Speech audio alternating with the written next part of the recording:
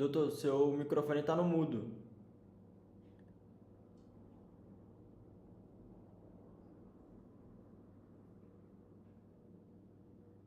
Aí, E agora? agora sim.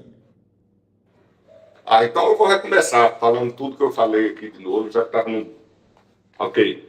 Boa noite a todos. Agradeço a presença de quem eventualmente estiver assistindo, porque parece que essa é a primeira publicação do Conselho do YouTube.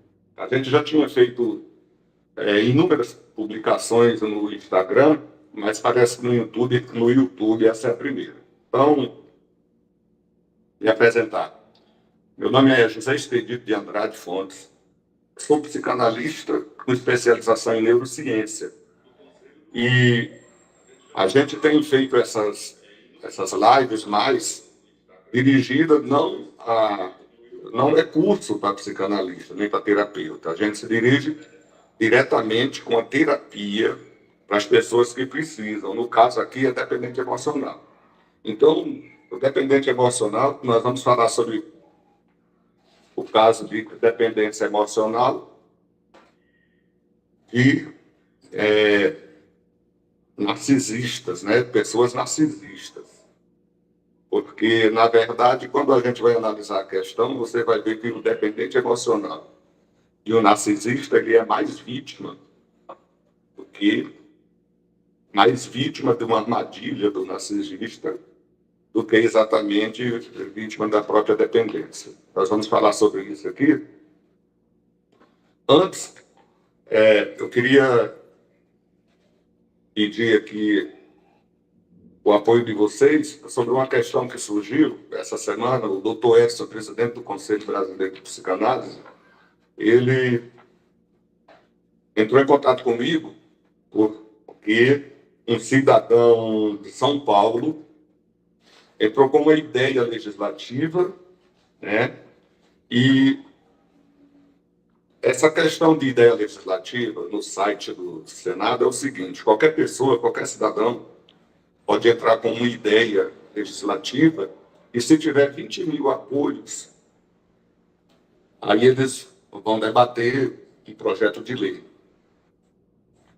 Acontece que esse cidadão que entrou com essa ideia legislativa, ele já tem mais de 30 mil apoios. Então, no domingo, quando eu acessei, ele tinha 30 mil apoios e cerca de 11 mil contra, né? Qual é a ideia dele? A ideia dele, aqui no título da ideia dele, diz assim, ó, a prática de psicoterapia ser de caráter exclusivo a psicólogos e médicos psiquiatras. Ou seja, o cidadão pretende que a psicanalista não possa fazer psiquiatria, não possa fazer psicanálise, né? Alcançou um apoio muito bom e vai ser debatido. Vai ser debatido no Senado. Bom, eu solicitei um agendamento de uma reunião com o senador Paulo Paim, que é quem está com essa ideia para distribuir para um relator, ele é presidente da Comissão de Direitos Humanos, e eu fiz também um breve parecer. Eu entreguei o parecer para o doutor Edson e também no pedido de agendamento ao senador Paulo Paim, eu já coloquei lá esse parecer. No meu parecer, eu demonstro que essa ideia legislativa ela é totalmente equivocada, né? O rapaz, ele disse, a ideia legislativa é uma coisa um pouco diferente de uma lei, porque quando a gente entra com um projeto de lei, a gente entra não, os políticos entram com um projeto de lei, por acaso, como eu trabalhei lá, eu fico cometendo esses erros, falando, fazer projeto de lei. Mas um projeto de lei, ele exige uma fundamentação, uma justificativa daquilo que você defende na lei, né? Então, nessa ideia legislativa, essa justificativa é chamada de depoimento. É chamada de depoimento. É chamada de testemunho e depoimento. No depoimento dessa ideia legislativa, rapaz, essa pessoa diz tanta besteira, tanto absurdo, né? Ele começa dizendo que o que está acontecendo no país é motivado pela falta de regulamentação dessa prática terapêutica. Ou seja, o psicanalista fazendo psicoterapia, ele chama de uma coisa que está acontecendo no país. Esse tem muita leitura, hein? Aí depois ele vem para o parágrafo seguinte, ele diz assim, ó, presta atenção nisso aqui. O termo psicoterapia é uma denominação mais ampla para um termo mais curto e comum, terapia. Ele esvazia completamente. Quando ele reduz a palavra terapia para caber todo tipo desde fisioterapia, ecoterapia, massagem, meditação, ele engloba tudo na palavra terapia, para depois ele dizer, ó, em seguida, no mesmo parágrafo, ele diz, ó, privativo de profissionais de psicologia, médicos, psiquiatras. Então você agora vai ter até a fisioterapia, o psiquiatra vai fazer. Eu acho que esse cara aqui não sabe o que, é que ele está falando, né? E outra coisa, quando ele diz, ele reduz o termo, ele joga fora o termo psico, para poder dizer que a terapia só psicólogos e psiquiatras vão poder fazer. Bom, uma pessoa que ele diz que é psicólogo, mas joga fora o termo psico, que significa alma, psique. O que é que esse cara entende de psicoterapia, de psicologia, de nada? Aí ele diz, ele continua falando um monte de besteira aqui, quer ver? Ele diz aqui, ó, quando falamos em terapia, vem na mente de todo mundo um setting terapêutico, onde se busca curar ou atenuar problemas psicológicos por meio da ciência, da psiquiatria e da psicologia. A pessoa que busca qualquer tipo de terapia, tá com setting terapêutico que tenha psiquiatra. No parágrafo seguinte, ele diz: entretanto, estão surgindo cursos livres de terapia. Cursos livres de terapia. Gente, às vezes a pessoa é bom, vai apresentar uma coisa dessa em público, é bom estudar um pouco, né?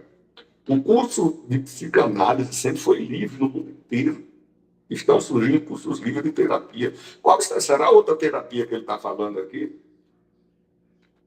Qual será essa terapia? Porque psicanálise sempre foi livre.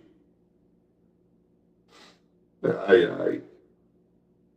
E aí eu demonstro, porque ele mais na frente ele diz aqui, ó,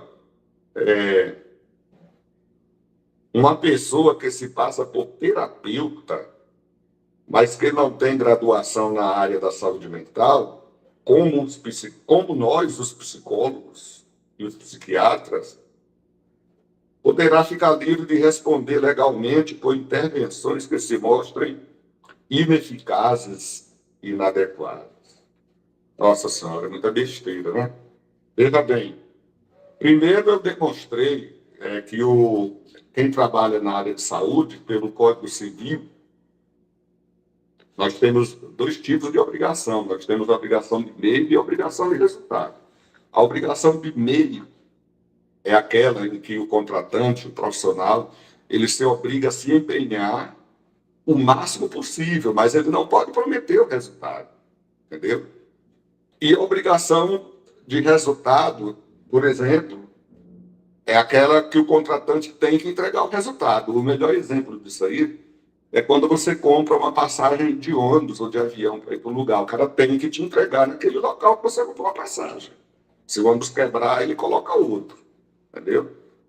E o de saúde, principalmente na área de saúde mental, Freud, então, deveria ter sido preso, né? Porque ele ficava anos fazendo psicoterapia, né? E eu demonstrei que essa besteira que esse cara falou aqui, aí nem é verdade, porque, veja bem, nós temos o código, nós temos a Constituição que prevê responsabilização e indenização do dano. Nós temos o Código Civil, que prevê a mesma coisa, e temos o Código Penal. Eu citei os artigos. E o Código do Consumidor, certo? Veja bem, no caso do Código do Consumidor para a questão de saúde mental, ela é meio difícil achar essa aplicação, a não ser que fique comprovada ali uma desídia, né? Que a pessoa tratou com desdém, essas coisas, para caber uma indenização, né? Então, o que é importante? O importante é que esse projeto, bem feito aqui, ele teve, quando eu olhei no domingo, já tinha mais de 30 mil apoios e os senadores vão debater, né? E é importante, então, que cada um de nós divulgue, entre lá e vote contra isso aqui. Tá bom? Já que vocês vão entrar lá no link do Senado e votar contra isso aqui, eu vou pedir outro favor também, tá? Eu quero que vocês vão dar 2 votos. Um voto contra essa ideia aqui, essa ideia absurda aqui, e um voto a favor de uma ideia que eu apresentei. Eu apresentei uma ideia legislativa porque para regulamentar o tempo de tela de crianças e adolescentes. O que acontece é o seguinte: antes da reclusão, né, do lockdown da pandemia, da Covid-19, o Brasil já era tido como o país que tem mais tempo de tela entre crianças e adolescentes, entendeu? As estatísticas de antes da pandemia, o Brasil já era tido como o país que tem maior índice de pessoas depressivas. O Brasil já tem-se notícia, depois da pandemia, a quantidade de pessoas com autismo duplicou, triplicou. O isolamento social, que começou na época da pandemia, transformou muitos estudantes, muitos alunos em viciados em internet. E a pessoa viciada em internet, tá? Vocês podem pesquisar em qualquer lugar, e o vício, ela é equiparada ao vício de droga. Eu vou falar um pouco aqui sobre a questão do vício em droga, para vocês verem o que é que nós estamos passando. Nós estamos criando pessoas, estamos criando uma geração que, pela primeira vez na história da humanidade, é uma geração mais burra do que os pais, que não dá conta de fazer trabalhos manuais, não dá conta de resolver questões complexas, porque eles foram viciados na internet, entendeu? E em qualquer local que eu vou. Ontem mesmo, eu estava olhando, a mulher vai com o filhinho de colo ainda, bebê ainda. Aí senta numa mesa do restaurante, ela dá um celular para a criança se ocupar e ela usando outro celular. O tempo de tela recomendado pela Sociedade Pediatra Brasileira é de 0 tela até 2 anos de idade para a criança não viciar. Entendeu? E de 2 anos a 5, 1 hora para a criança não viciar. Essa questão de você, ele vai se ocupar com um joguinho e vai me deixar em paz, olha, o vício em tela é igual ao vício em droga, entendeu? Quando você vai tratar o vício em droga, você vai ter uma questão muito séria, que é a recaída. Eu vou falar disso aqui. Então, eu apresentei lá uma ideia legislativa para poder regular o tempo de tela, porque as pessoas, eu acho que elas não sabem se tem recomendação, se não tem. E, além disso, tem muitos pais, muitas mães, muitos cuidadores, quando eles procuram o CAPS, é porque eles já não estão dando conta, já não estão mais controlando essas crianças e esses adolescentes que se viciaram na tela. E são muitos, são muitos. Ou seja, programa do governo para poder tentar recuperar essas pessoas, que é muito difícil recuperar de vício, né? Então, eu lembro que tinha um desenho, que eu não me recordo o nome aqui, uma animação na TV, que num tempo futuro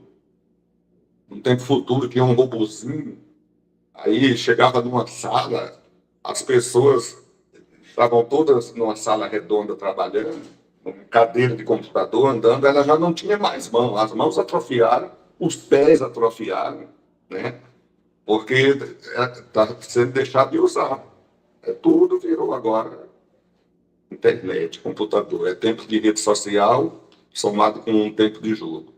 A pessoa entra na rede social. Hoje, inclusive, estava assistindo um podcast sobre aquela rede Discord, né? Onde é uma rede social que tem muitos adolescentes. E, no caso, quando a mãe entrega o celular para a criança pequena ainda, ela acaba mexendo ali, acaba entrando. É onde acontecem os crimes mais absurdos, onde as pessoas controlam umas às outras assim, à distância, sabe? A pessoa está localizado, por exemplo, no estado do Alagoas e controla uma criança do Rio Grande do Sul através de chantagem, está fazendo o envolvimento primeiro para depois fazer chantagem, porque a verdade é que existe um índice muito alto de psicopata entre a população. E essas pessoas não têm dó de ninguém, não. Entendeu? Não tem dó de ninguém. Vocês pesquisem aí no YouTube. Eu assisti um podcast muito bom, falando o que está acontecendo com as crianças e os adolescentes na internet. É bom, então, o que eu peço para vocês, divulguem, né? Porque quando o projeto é bom, tem uma utilidade geral para todo mundo, ninguém entra, ninguém apoia. Agora, um projeto desse aqui, que é proibir o psicanalista trabalhar, né? Ninguém lê, não lê aqui, ó, tanto de besteira e aquilo que esse cara colocou aqui, vai lá e adere. Né? É o contrário, é para não deixar isso progredir e o meu que eu apresentei no tempo de tela, aí vocês apoiam lá, tá? Bom, o negócio é o seguinte, deixando claro mais uma vez que essas minhas apresentações não são dirigidas a terapeutas, elas são dirigidas à pessoa que precisa de terapia, tá? E logo no começo, eu gosto de fazer a indicação de filmes que tem muito a ver com a matéria que nós estamos abordando. Vou deixar a indicação aqui. Eu já indiquei uma vez, mas eu acho esse filme tão perfeito para descrever a questão da, da tem hora que até as palavras me fogem. Essa questão da nossa aula que nós vamos abordar aqui agora, o nome do filme é Um Sonho Sem Limites. Quem puder pode assistir, tá? E o nome do outro, esse outro é mais novo, é um filme nacional, mas é bom, ele ilustra bem também, tá?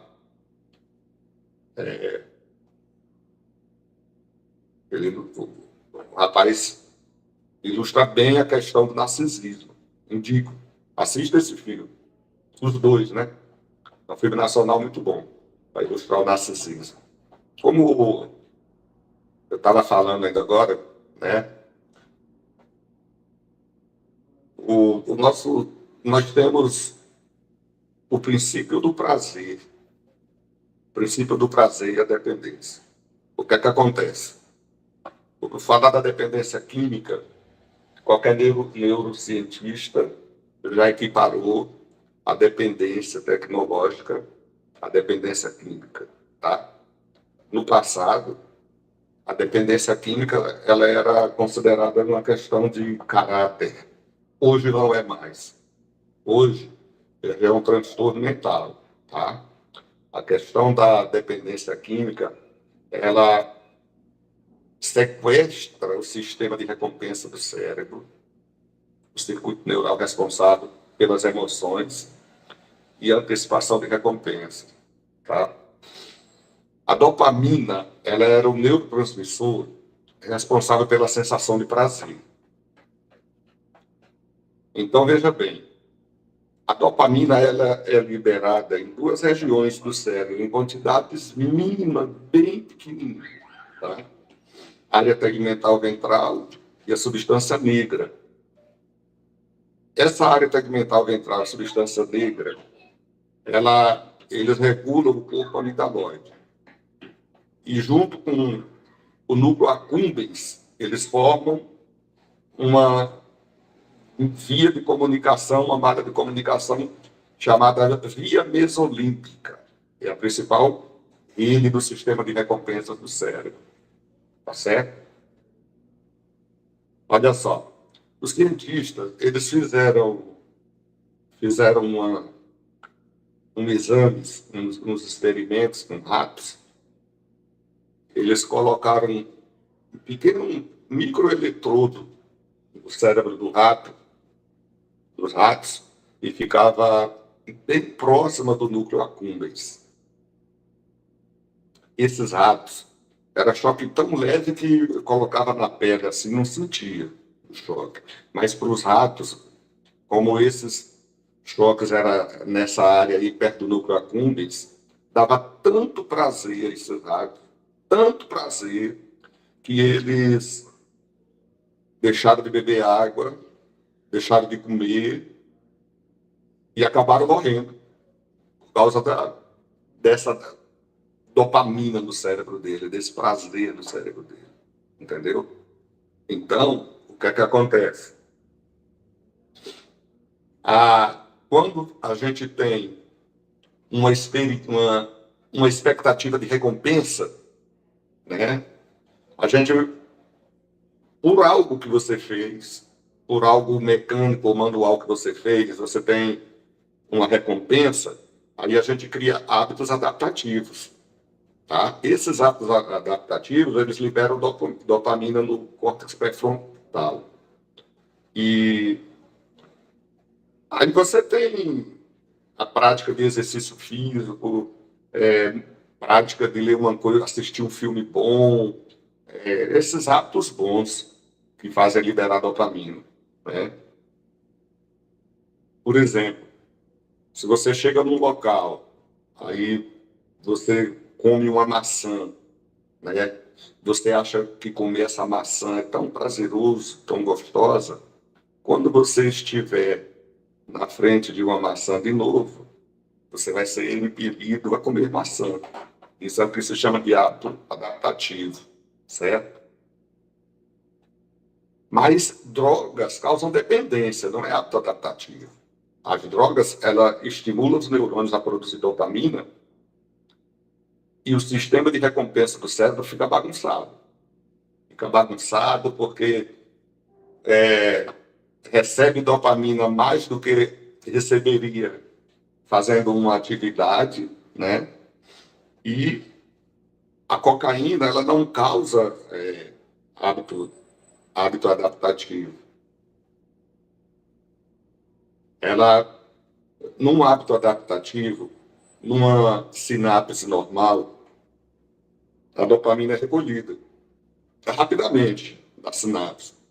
Mas quando a pessoa consumiu droga, essa dopamina é produzida por efeito da pessoa consumir cocaína, ela permanece por mais tempo, a dopamina permanece ali por muito mais tempo, e aí, o que é que a gente diz?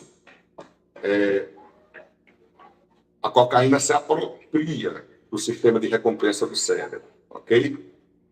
Então, veja bem,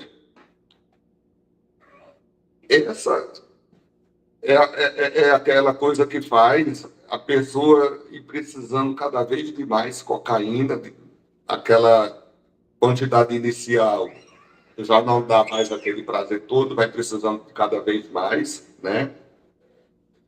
E o indivíduo que consome, ele começa a fazer associações com o local onde consumiu, com as pessoas que consumiu, entendeu? Uma música que estava ouvindo, com perfume, são pistas que ela vai criando, verdadeiros gatilhos, aquilo ali. E o que é que acontece?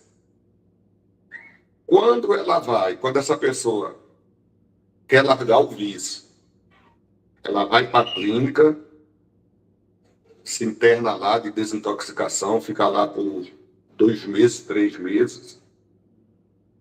Se ela sair e for encontrar com as pessoas que ela consumia, ela vai consumir de novo. Qualquer daqueles gatilhos, desde música, cheiro, perfume, bateu nela, ela vai consumir de novo. É a tal da recaída, entendeu? Então, é por isso que é muito difícil tirar uma pessoa de um vício, tá? Eu acho que a gente deveria cuidar mais para tentar regular essa coisa de deixar essas crianças viciadas em jogos, em tela, né? Internet e jogo, e de reduzindo as horas, e tirando, e reduzindo, e tirando, porque isso não tem futuro, não. O futuro é adoecerem, pegar depressão, é desenvolver alguma doença que já tem o gene, porque tem muitas doenças, tem muitos transtornos, e você tem uma porcentagem de influência genética muito alta, mas você precisa do ambiente para desenvolver. Precisa das condições ideais para desenvolver, né? Então, é muito importante combater, não deixar que as pessoas se viciem. Pode pesquisar aí, ó, perguntar para quem quiser qual é o resultado do vício na internet. É depressão, entendeu? Isolamento social. A pessoa vai fazer amigos que não conhece, porque nessa própria rede Discord aí eles usam avatar, nomes falsos. Que futuro que tem isso? Bom, transtorno, eu vou falar primeiro do transtorno de personalidade dependente, tá? E depois do transtorno de personalidade narcisista. O transtorno de personalidade dependente, o indivíduo tem uma necessidade excessiva de ser cuidado, que leva a comportamentos de submissão e apego, tá? Surge do início da fase adulta e está presente em vários contextos. Segundo o DSM-5, a pessoa ser classificada como sendo transtorno de personalidade dependente, ela tem que ter pelo menos 5 desses requisitos que eu vou falar aqui, tá? Ter dificuldade de tomar decisões cotidianas, tem uma quantidade excessiva de conselho, de pedir opinião, de ficar se validando com os outros. Precisa que outros assumam a responsabilidade pela maior parte das principais áreas de sua vida. 2, tem dificuldade em manifestar desacordo com outras pessoas devido ao medo de perder apoio e aprovação. 3, apresenta dificuldade em iniciar projetos ou fazer coisas por conta própria devido à falta de autoconfiança em seu julgamento e em suas capacidades. 4, 5, vai a extremos para obter carinho e apoio dos outros, a ponto de voluntariar-se a fazer coisas desagradáveis que ela não gosta. Certo? 6, se sente desconfortável ou desamparado quando está sozinho, devido a temores exagerados de ser incapaz de cuidar de si mesmo. 7, busca com urgência outro relacionamento como fonte de cuidado e amparo logo após o término de um relacionamento íntimo. Aqui eu já dou um conselho. Quando você tiver uma pessoa querendo ter um relacionamento amoroso, você pergunta para ela tem quanto tempo, né, que você terminou o seu relacionamento amoroso, porque se a pessoa terminou há pouco tempo, isso aí não vai gerar um relacionamento com laços profundos, certo? A não ser que você também não queira nada, queira só brincar, uma coisa passageira, aliás, é que está na moda, né? Nós vivemos nos tempos do amor líquido, mas é bom você saber que esse relacionamento rebote dela e dela ter terminado outro relacionamento não tem profundidade, não. Não vai fundo, não, que é raso. E por último, transtorno de personalidade dependente tem preocupações irreais com medo de ser abandonado da própria sorte. Essas preocupações aí, a pessoa, você vê que ela botou todas a sua segurança na mão de outra pessoa, ela depende de outra pessoa para tudo. E aí o que é que acontece? Como ela fica com essa dependência para fazer tudo, para viver, para tudo, ela acaba se tornando uma pessoa insuportável para o outro, né? Porque toda hora está buscando validação. Ah, você está onde? Estou aqui, manda uma foto. Toda hora está desconfiando, está insegura, fazendo pergunta, não deixa a pessoa trabalhar nem nada, né? A não ser, a não ser que essa pessoa de transtorno de personalidade dependente, ela encontre um narcisista. Aí vai dar certo. Aí vai dar certo. Porque é tudo que o narcisista quer, é uma pessoa que valide ele, entendeu? Padrão, aquele padrão de grandiosidade, de fantasia, comportamento, aquela necessidade de admiração, falta de empatia. Aquilo ali, ele também é sinal de que essa pessoa também ela tem uma fragilidade muito grande dentro da autoestima dela. Ela precisa de ter alguém elogiando, entendeu? Precisa de ter alguém ali, ó, porque ela também necessita. Inclusive, na psicanálise, o Freud, ele no livro de 1914 dele, ele diz que faz parte da constituição do sujeito essa fase narcísica. Essa fase narcísica, todos temos, isso faz parte da constituição do sujeito. O problema vai ser na fase adulta, porque o normal é que esse narcisismo ele vai cumprir uma função objetável. E o que nós chamamos do narcisismo patológico, ele vai jogar esse narcisismo para o ego dele, né? Para o ego dele. Essa fase libidínica vai para o ego dele, né? Isso é na psicanálise freudiana. Agora, segundo a neurociência, o narcisista, ele não tem uma coisa chamada neurônio espelho. O neurônio espelho é aquele neurônio que faz a gente ter empatia pelas sensações dos outros, né? Por exemplo,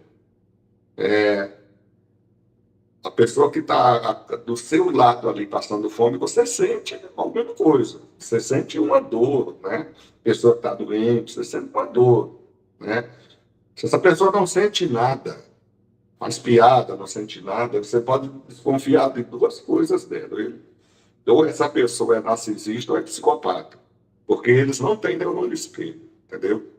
Aí as pessoas perguntam assim,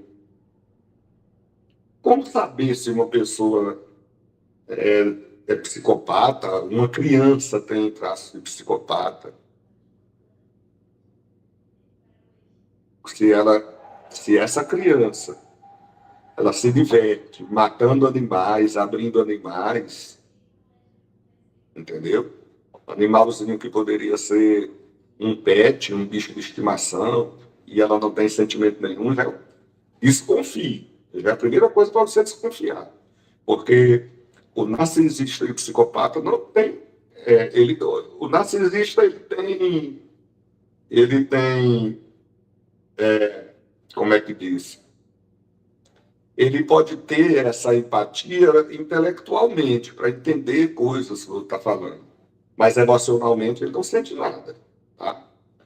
E esses filmes que eu indiquei, aquele Sonhos Sem Limites, você vai ver isso que eu estou falando. A pessoa, o narcisista, ele precisa que alguém valide ele até ele conseguir dar o golpinho dele. Quando ele dá o golpinho dele, se tiver chance, ele volta e dá mais outro golpe. Mas ele não vai ter remorso nenhum. Não vai ter remorso nenhum. Segundo o DSM-5, tá? Se a pessoa tiver 5 dessas coisas que eu vou falar agora, você pode considerar narcisista. É importante a pessoa não ficar chamando todo mundo de narcisista. Tipo, o cara não me dá, não faz o que eu quero, é um narcisista. Não é assim. Ele tem que ter esses requisitos aqui. Ó. Tem uma sensação grandiosa da própria importância, exagera conquistas e talentos, espera ser reconhecido como superior, sem que tenha feito nada. É preocupado com fantasias de sucesso ilimitado, poder, brilho, beleza, amor ideal. Inclusive, um dos traços muito, assim, mais marcantes, né, da personalidade narcisista, o cara, eles se vestem bem e demonstram beleza, luxo, tem um argumento, uma lábia para conquistar excepcional, tá bom? Aí mesmo, acredita ser especial em um e que somente pode ser compreendido por outras pessoas especiais também. Não é qualquer pessoa que vai compreender, né? Demanda admiração excessiva, quer que as pessoas fiquem admirando ele, apresenta o sentimento de possuir direitos, expectativas irracionais. Não fez nada para merecer isso aí. É explorador de relações interpessoais. Isso que eu estava falando naquela hora. Tira vantagem, ele vai se relacionar, vai envolver a pessoa vai achar que é o amor da vida dela, mas ele está só preparando o golpe. Tira vantagens dos outros em benefício dele próprio. Não tem empatia, reluta em reconhecer, se identificar com o sentimento e necessidade dos outros. Entendeu? Frequentemente tem inveja das outras pessoas, né? E demonstra comportamentos e atitudes arrogantes e insolentes, tá? Aí, outro traço é o seguinte: a pessoa narcisista, ela insiste em ser atendido por pessoas top. Por exemplo, se ela for no hospital, ela quer o médico top. Se precisar do advogado, quer o advogado top, que é o melhor cabeleireiro. É uma característica, tá? E, e quando essas pessoas top, né, que ela elegeu, não correspondem a ela, não dá esse valor que ela não tem mesmo, aí começa a desmoralizar, fala mal. Pessoal, eu conheci uma pessoa narcisista, olha, não é brincadeira não. Cara, eu vi ele se passar por parente do senador, se hospedar num hotel em Salvador, entendeu? Sem pagar nada. Se hospedou, passou o carnaval lá e zomba de outras pessoas assim, de um grau alto, não é brincadeira. Inclusive tem um filme, né? Tem um filme do cara que se passa pelo dono daquela empresa, eu acho que é Gol, e passa o carnaval lá no Nordeste, se passando por dono. Esse filme é baseado em fatos reais. Assista, procura esse filme e assista, pra você ver. Então, O conselho que eu daria, que isso aqui é dirigido para quem? O dependente do narcisista. Se vocês quiserem estudar o narcisismo, mas essa aula não é para ele, não é para o narcisista, é para o dependente do narcisista. O conselho que eu dou, se afaste, cai fora. Porque, por enquanto, até hoje, a ciência não tem transplante de neurônio espelho, não, ok? Então, eu quero agradecer aí a presença de vocês. Não sei se alguém tem algum questionamento para eu poder responder. Se não tiver, eu vou. Nós começamos hoje nossa jornada da dependência, segunda jornada da dependência emocional. Nós tratamos aqui de dependente, de narcisista. Na próxima aula, nós vamos tratar de psicopata. Aula é errado, porque não é dirigido para cursos nem nada. Terapia. Nós vamos fazer a próxima sobre psicopata e depois o código da cura. São 3 episódios. O próximo vai ser na quarta-feira, nesse mesmo bate-canal. Agradeço a presença de todo mundo aí. Muito obrigado e até lá. Ok?